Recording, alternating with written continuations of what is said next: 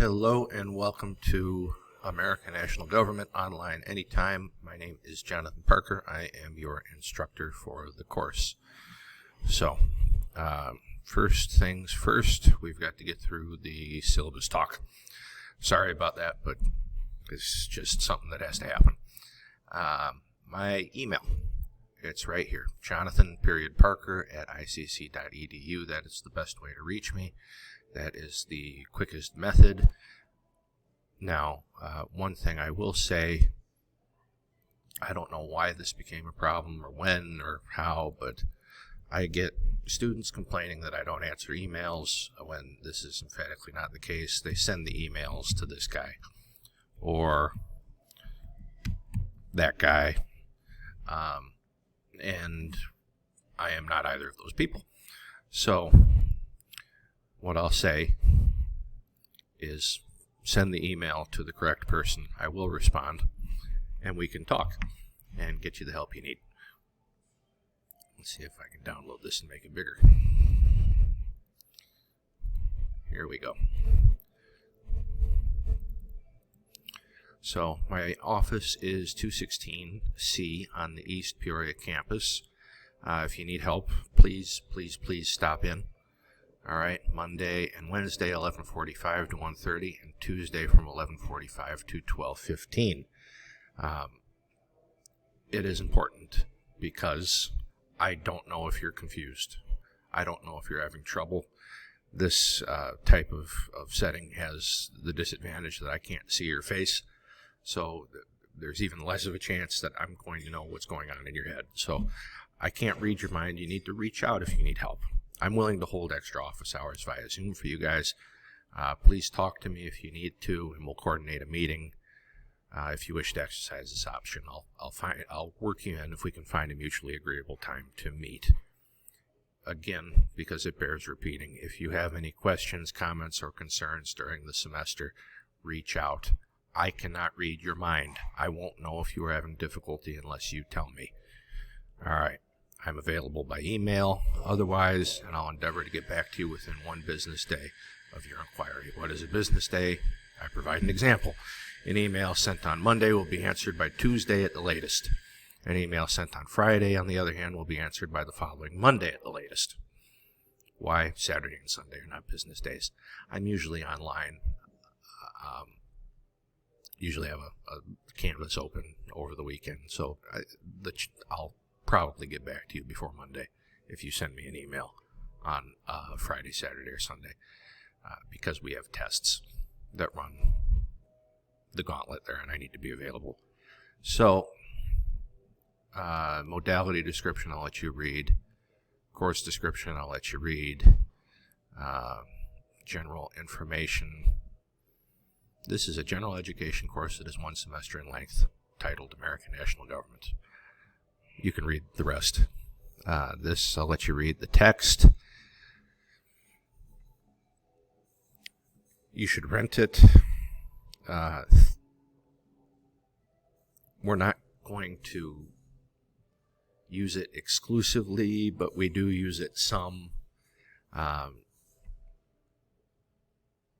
So make of that what you will. I mean, it's not a class where I'm saying read pages 1 through 15 and, tell me what you think. We're not doing that, but there are a few, more than a few, reading assignments that I do give throughout the course of the semester. So you will need a book. We're not using it exclusively, but the expectation still is that you're reading the book and that the book is, you're following along with what we're doing in the class, because questions might appear on your tests. Just saying. So I'll provide virtual handouts too. You'll see all sorts of things pop up over the course of the semester. Email, again, if you need to get a hold of me outside of class or office hours, utilize the email address listed at the top of page 1 of the syllabus and send it to the correct individual. All right. I think there was a JOHNATHAN at some point that was working in the police department. He got a bunch of my emails. Campus police, that is. So, just as a side note, though, And this has been a problem, especially in these online anytime courses. Emails you send to me should be addressed to Mr. Parker. Over the last few semesters, students have tried getting really chummy with me. I've gotten a lot of emails starting with Jonathan, Dear Jonathan, even one, Hey pal, Hey buddy, or even Dear, I didn't understand this one, Dear Jonathan.Parker@icc.edu, and that particular student didn't do that once, didn't do that twice, didn't even do that 3 times. That was the regular form of address. Use of my first name is disrespectful. Do not refer to me by my first name. Okay, assignment submissions. Unless we use Flipgrid for an assignment, everything you turn in must be a Microsoft Word document that you upload to Canvas. All right, I have gotten the message about Flipgrid. Believe me, I want to see you guys at some point during the semester. We will use it. We won't use it as much as I would like, but the program will still be used. All right, so just be prepared that you're going to have to make videos and show your face. All right. And it's nothing you should be nervous about. Like right now, I'm sitting here talking into a computer with no audience, and well, I feel a little silly. I mean, it's nothing that I'm embarrassed about or that you should be either. So academic citation etiquette: whenever you turn in a written assignment, you are required to cite your source. If you use a direct quote from a book, article, website, etc., you paraphrase a chunk of text from the book, article, website, etc., you present a theory, argument, opinion that does not belong to you. It is okay. In fact, it is appreciated to acknowledge other people's ideas, theories, or arguments. It takes time for all of us to develop our own original ideas. Essentially, providing correct citations allow you to show that you are borrowing from existing sources to develop your own answer. And this is perfectly fine. Did I have my own original ideas when I was going through undergraduate and graduate school? Not all the time, no.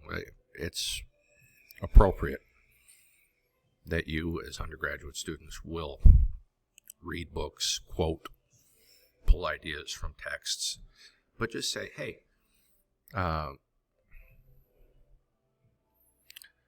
Karen O'Connor and Larry Sabato say in their book, American Government, Roots and Reform, that, da-da-da-da-da. Don't try to pass it off like it's your own thing. At the end of your written assignments, you are required to provide a list of sources that you have utilized for the assignment. And will you use the latest version of MLA, which is 9, for bibliographies and inline citations for this class? Use the template in the following link to construct your bibliography. I say use the template. That this is one template that you could use.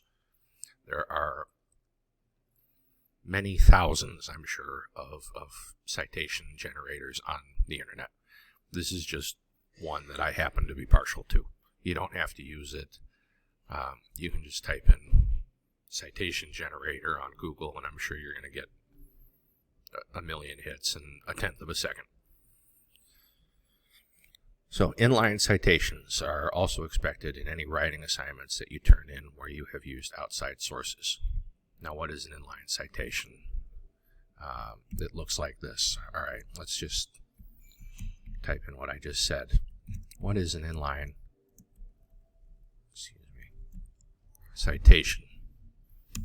Let's pretend that's a really profound statement. All right. That came out of a textbook. There could be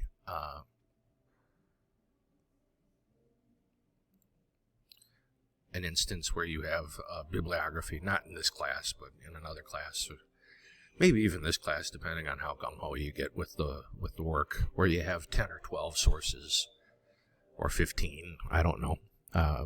But your teacher, the person reading the paper, needs to know what came from where, right? So that this chunk of text corresponds to this course, and this book, and this chunk of text corresponds to that website. And inline citations are how you do that. General guideline: if you have any doubts about whether something needs to be cited, please just create a citation for it. Do not take chances with your grade. I am a stickler for this. Do not take chances with your grade. I have never, ever taken off points for somebody oversighting something. I would rather you oversight than not do it enough. All right. The worst thing you do, the worst thing I'll do if you provide too many citations is just circle them and say, hey, you didn't need to cite that. No points will be taken off. The paper will be given back to you, and hopefully you'll learn your lesson for the next time.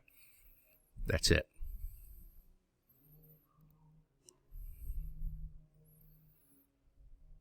Now this, I've had arguments about in my undergraduate, graduate, with professors, with colleagues, with students, everyone, but I still stand by the fact that Wikipedia is not an academic resource.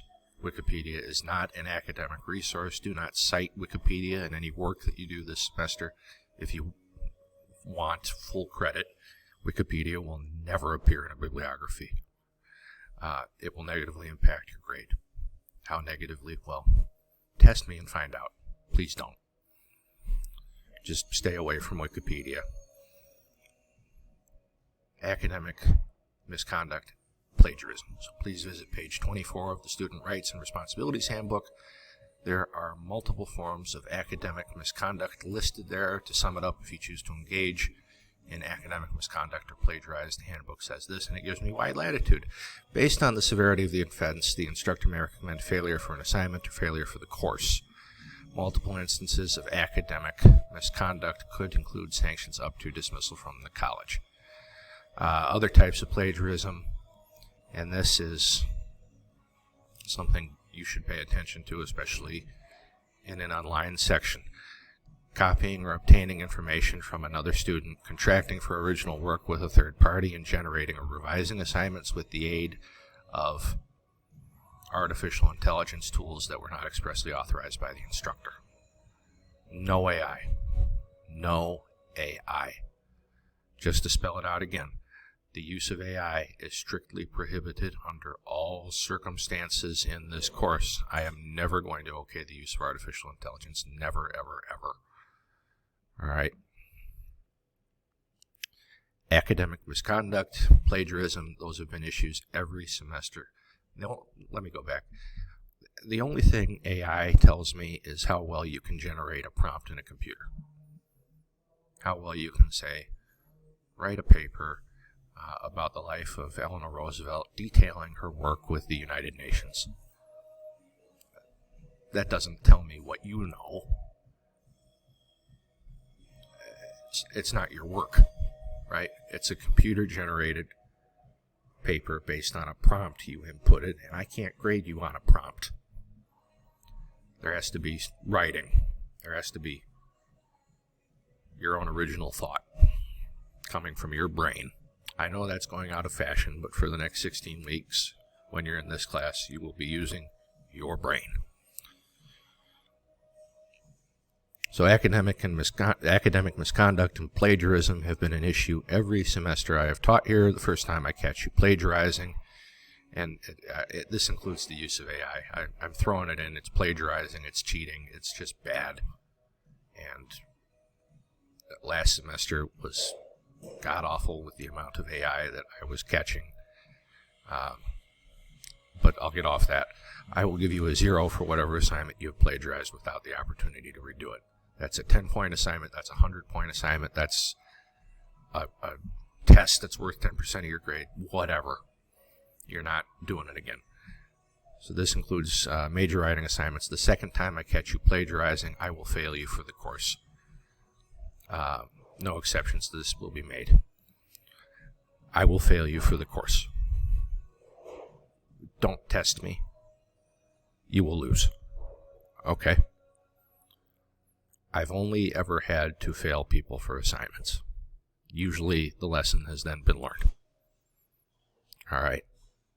I don't want to take the second step. Please don't make me. Because I will. Late submissions. As a rule, I do not accept late work. However, circumstances sometimes do occur that might prevent you from turning something in on time. If a circumstance like an illness or death in the family does occur, please make sure you talk to me and make sure that you have proof of what you said happened did happen. Now, I don't like having to ask for proof that you were at grandma's funeral or wherever. But I've been lied to enough in my career that I am starting to just have to ask. All right. Grading scale. It's the standard 10-point grading scale. Methods of presentation you can get through on your own. Now, this is what you care about. The tests are 50% of your grade. So exam 1 is worth 10%. Exam 2, when you should know how the tests work and all that, 20%. The final exam is 20%. Then everything else is half your grade. So the quizzes, the tests, all that. There will be more than this, but this is just what I have planned at the moment. Okay? So 50-50. We're trying it weighted this semester and just seeing how it goes. Yeah, expect more than what I have listed above for classwork, homework, etc.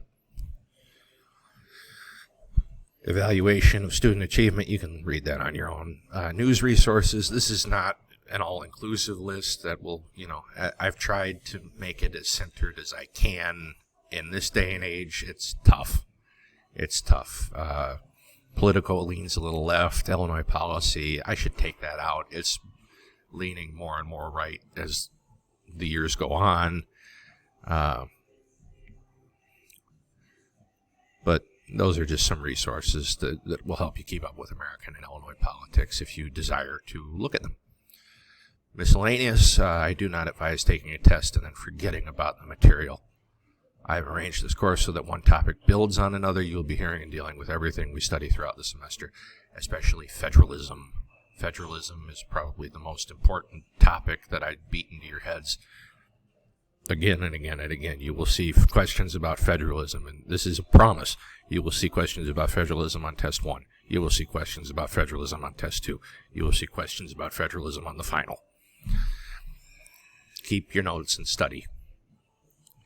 It is not my responsibility to chase you down to make sure that you're keeping up with your work. If you miss some time during the class, or if you're away or whatever it is, you must ask me or a classmate what, if anything, you missed. If you choose not to do this, you're going to start seeing a lot of zeros on Canvas. All right, attendance policy. Basically, it's just come to class, log in, do your work, do the right thing. Students are expected to attend class each week. Attendance is defined as completing homework assignments as well as logging into Canvas, and I do this for reporting purposes. The college asks me at 2 points in the semester who never came to class and who stopped coming to class, never attenders and non-attenders. And I'll look at your activity on Canvas when this happens, and I'll look to see what you've turned in and make a determination that way. You cannot skip or stop logging on to Canvas and not turn in homework and expect to stay in and succeed in this course. I'll drop you. This is not what I get into education to do, and students ask me this and ask my colleagues this. We do not get into education to give students Fs. We do not get into education to drop students from classes. Students just kind of put us in a spot where that has to happen. So do the right thing, all right? I've had students in online classes take off on an unannounced vacation for 3 weeks, I kid you not, and then wonder what they missed and how to make it up. Well, not happening, right? The college handbook states that 5% of classes missed during a semester constitute an excessive number of absences for a class and may merit being dropped. Now, I'm not getting on Canvas every day and checking who logged in and who didn't. But just so you know, 5% of classes constitute approximately a week. All right, this will be the guideline I'll use when determining not and never attenders. Just the bottom line is log into class. And the whole takeaway here is just keep an open line of communication with me, and you will be fine. You will learn something from this class. You may even enjoy yourself. Stranger things have happened. So here is the projected course schedule. Your first test will be, I think, in about 4 or 5 weeks, February 16th. Test 2 will open Friday, March 29th. this was ambitious of the school. We don't typically get past point 11 or 12. There are just a lot of questions, and this is a lot, but we could get down through public policies. I did it one semester, and I've been at this 6 years now. So take what you will from that. Here's the final exam. It'll open May 7th, close May 10th. The first day of classes is January 16th, although if you're watching this, I've opened it up on the 15th too. Spring break, Monday, March 11th through Friday, March 15th. I may bring a guest speaker in. This has been hard to do since COVID hit. I plan on continuing this practice depending on my guest comfort level with Zoom. And my disclaimer, I reserve the right to add or subtract from any part of this syllabus as the semester progresses. I will make every attempt to notify students of changes through Canvas and or through email. And I'm not making a promise, but I will tell you, past semesters, I've never added to a syllabus. I've only taken away. So take from that what you will. Now, the planned assignments, and I am going to go through these in as quick a way as possible. The Federalist Papers. I have edited this assignment really heavily, so this time around you're only going to be looking at 5 Federalist Papers. All right, Part 1, 10, 47, 49, and Part 2, 15, 51. They're due a week apart. And these will definitely be on Flipgrid. Here is the analysis worksheet. What I want you to do, and we'll go over this again when the time gets closer, you're going to answer all these questions and put it on Flipgrid as a video. Alright, so you'll answer these questions for paper number 10. You'll answer these questions again for 47. You'll answer these questions again for 49. You'll get on Flipgrid. You'll read the 3 worksheets out. I don't need to see this. This is just for your benefit, so you know what you're looking for, and if you want to print it out and fill it out, that's great too. Book assignments. This is what we're doing in the book. The book assignments will either be here or here. I've been tending more towards Canvas in recent semesters, but it could be on Flipgrid too. Just watch the weekly agenda and the weekly instructional video, and I'll tell you there. So due on or before Sunday, January 28th, which is today's the 10th, so towards the end of the month, but it'll come up faster than you think. So there are 3 of those, 30 points a pop. And then I have made you this handy assignment calendar and due date chart, so you know everything that is planned that is due and when. And it gives the days for the tests and the final and everything. So that is about it as far as the syllabus goes. If you haven't, please go back and watch the weekly instructional video. You need to always watch,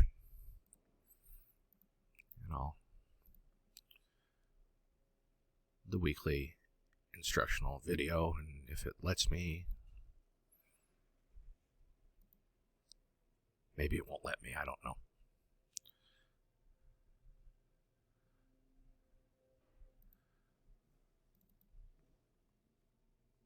Anyway, when you look at the modules, you'll see everything we're doing for the 2 weeks. By the way, this class is set up bi-weekly. That was a big hit last semester, so I thought I'd do it again. Now, the thing there is you'll forget to do an assignment or something like that, so you've got to stay on top of it. But all the students last semester really got it, and it was not a problem. So I'm going to do it again this time. All right.